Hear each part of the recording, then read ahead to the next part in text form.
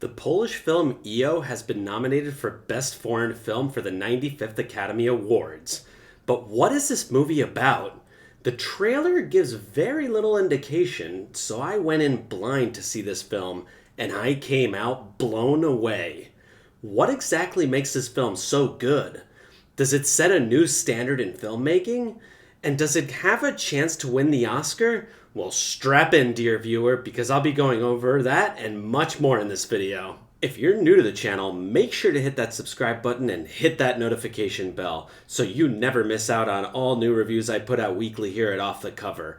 And without further ado, on to the video. If you've been watching my other videos reviewing the Oscar-nominated movies, you know I've made mention of an underlying theme across most of the nominees. EO strays slightly from the theme of conflict in order to showcase a very little talked about subject, the treatment of animals.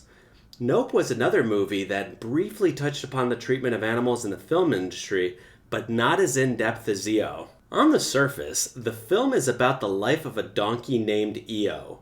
He starts out as a circus attraction, only to be liberated by animal rights activists.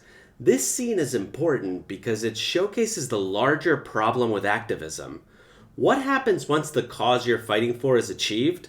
Most activism these days goes viral only to disappear shortly after. Does anyone remember Coney 2012? This scene in the movie showcases this brilliantly. Once the activists freed EO from the circus, they completely began to ignore him and left him to fend for himself. He is eventually sold to a farm. Here we see his circus caretaker, Magda, come to give him a birthday treat. But as we see, Magda cannot take care of EO and leaves.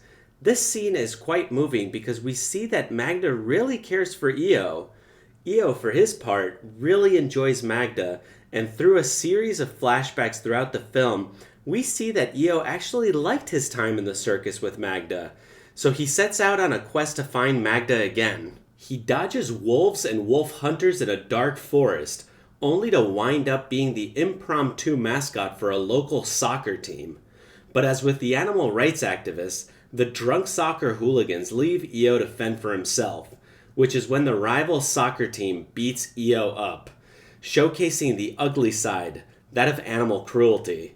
The direction of this scene was brilliant as it showcased the absolute sheer senselessness of animal cruelty.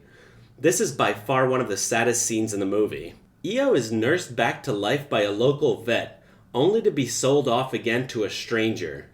When the truck driver is brutally murdered by an African illegal immigrant, EO is again forced to fend for himself. It's no secret that illegal immigration is a major problem in not only Poland, but the whole of Europe.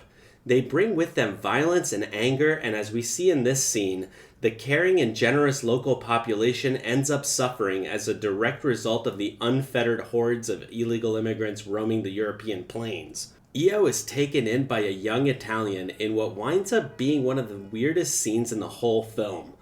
The Italian seems to be a priest returning to visit his family's lush family estate, only to find out that his mother is selling the villa and everything in it.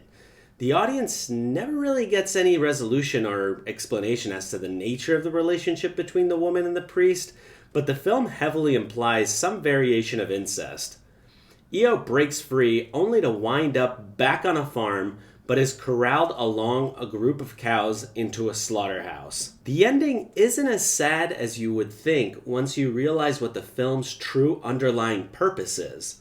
Throughout the film, the director shows how animals are treated in a variety of settings, as entertainment, as an activist cause, as workers, as mascots, as pets, and finally as food. The film was never overbearing with its portrayal of the treatment of animals. It was merely stating facts. On the whole, humans don't tend to treat animals very nicely. Surely your pet dog or cat will get hugged, but just as in this movie, there are many abandoned pets. Whether they're pets or not, the message in the film is to be kinder to animals. Certainly there are kind people in the film, as was the case with Magda and the Italian priest, but neither of these characters was equipped to handle a donkey in a safe, secure, and responsible manner. And because of this, EO ended up suffering and paying the ultimate price. The cinematography was outright spectacular, among the best I've seen ever put to film. There are some scenes which I have no clue how they were filmed. For example, the swimming frog in the creek in one scene was captured so smoothly, too smoothly to be a small drone, and very difficult even with a gimbal. The lighting and colors were also used to great effect. The director said he decided on the color red in EO because it's associated with danger, and he wanted to keep the audience alert that at any moment something could happen, something scary, dramatic, or tragic.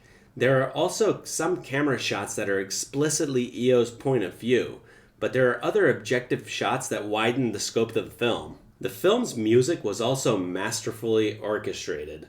The shifts between dramatic and calm were used to shift the tone of each scene. With an animal protagonist, the audience of a film is depleted of one big part of movie making, which is dialogue. The director has said that he wanted to use music to express the donkey's inner monologue. This was done to great effect anytime EO reminisced of his simpler days in the circus with Magda, only to be met with the brutal, stark reality he found himself in during these tense moments. Unlike the other nominees, EO is not meant to be a political film. As the director has mentioned, it's a humane, poetic film. Skolimowski's hope for the audience is that after seeing this film, some people will get the idea that maybe they don't need to consume so much meat, and that such a horrible thing as industrial meat production will eventually cease or be reduced drastically. Skolimowski said that the greatest achievement of EO would be if even the smallest portion of the audience got the message that they shouldn't exploit animals and treat them as things, that they should see them as living creatures in the most democratic way, and that we should share this planet, which is a noble goal indeed. Overall, EO was a visual spectacle of a film. Beautifully shot and acted, every scene crafted to perfection. My only gripe with this film was the sheer difficulty of finding it. While I live in New York, it was still a trek out to Brooklyn to go see it. I can only imagine what it would be like to try to find this film out in the suburbs. And it's really a shame, because everyone should see this film. It's not telling you to go vegan, but only to be a little more aware in how we treat animals from a holistic perspective. EO was certainly a much more different film than the rest of the foreign film contenders. I would say it has a pretty decent chance of winning if its producers schmooze enough of the Academy, which is something that always happens. Regardless of accolades, everyone should see this film. It's a beautiful piece of art that must be experienced. If you like this video, hit that like button and subscribe for more great content.